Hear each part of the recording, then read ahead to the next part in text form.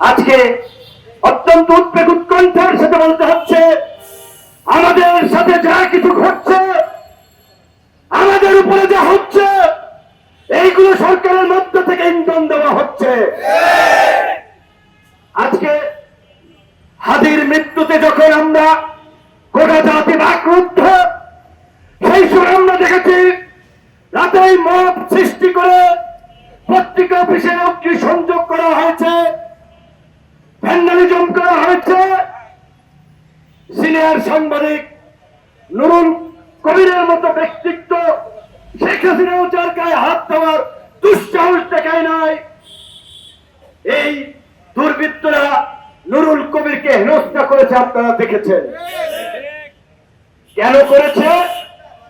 আমাদের সেক্রেটারি বলেছেন, হাজির বক্তব্য ইউটিউবে আছে, ফেসবুকে আছে, আপনারা খুঁজে দেখেন। হাদি বলেছিল প্রত্যেকটা পত্রিকার একটা আইডিওলজি, একটা দৃষ্টিভঙ্গি আছে।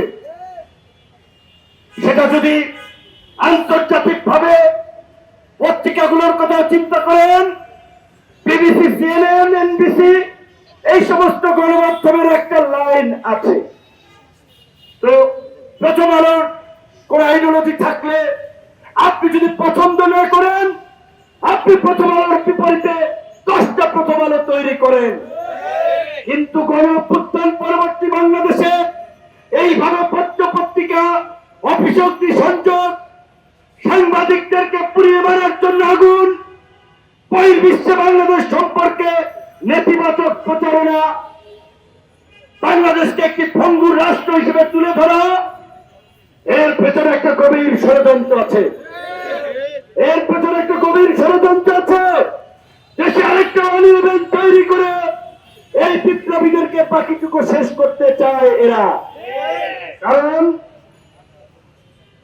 যদি আরেকটা অনিয়ম তৈরি হয়, প্রথমে এই উদীয়মান তরুণ বিপ্লবীদেরকে বিনাশ করা হবে। যেমনি ভাবে 1971 সালের 14ই ডিসেম্বর বাংলাদেশকে মেধাহীন করার জন্য বেছে বেছে বুদ্ধিজীবীদেরকে হত্যা করা হয়েছিল। কাজে এই ষড়যন্ত্রকারীদের অপতৎপরতা সম্পর্কে আমাদের সজাগ থাকতে হবে, চোখ কান খোলা রাখতে হবে এবং পরিষ্কার ভাবে এই অপকর্ম যারা ঘটিয়েছে তাদেরকে বিচারের আওতায় আনতে হবে। আমরা শুরু থেকে গণ অধিকার পরিষদ বলেছিল, এই অন্তর্বর্তীকালীন সরকার যদি জাতীয় সরকারে পরিণত না হয়, জাতীয় সরকার না হয়, এটি একটি ব্যর্থ সরকার হবে। আজকে 15 মাসের মাথায় তাই হয়েছে।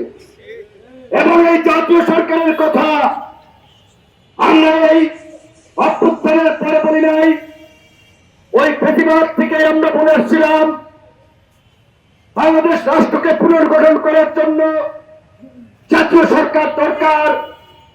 আমাদের কথা সেই সময় শোনা হয় নাই। আজকে তথাকথিত ছাত্র উপদেষ্টারা তারা সর্প হইয়া দংশন করে, ওজা হইয়া ধারে। তারা আজকে রাজপথে বক্তব্য দেয়, লাশের বদলে নাকি লাশ নেবে, দেখে নেওয়ার হুমকি দেয়। তো আমরা জানতে চাই, ভাইয়েরা, বন্ধুরা, তোমরা যখন 15 মাস সরকারে ছিল, জুলাই গণ অভ্যুত্থানকে সুরক্ষিত করার জন্য, জুলাইয়ের আকাঙ্ক্ষায় দেশ গড়ার জন্য কি করেছ? তোমরা আজকে বলছো ফ্যাসিবাদীরা আস্ফলন দেখাচ্ছে, দেশকে বিপর্যয়ের দিকে নিয়ে যাচ্ছে। তোমরা তো জনপ্রশাসন সংক্রান্ত কমিটিতে ছিলা, তোমরা তো পুলিশের কমিটিতে ছিলা। কতজনকে চাকরিচ্যুত করেছ, কতজনের বিরুদ্ধে ব্যবস্থা নিয়েছ। বরঞ্চ তোমরা পয়সা নিয়ে রাজনৈতিক দল গঠন করে অনেককে পুনর্বাসিত করেছ।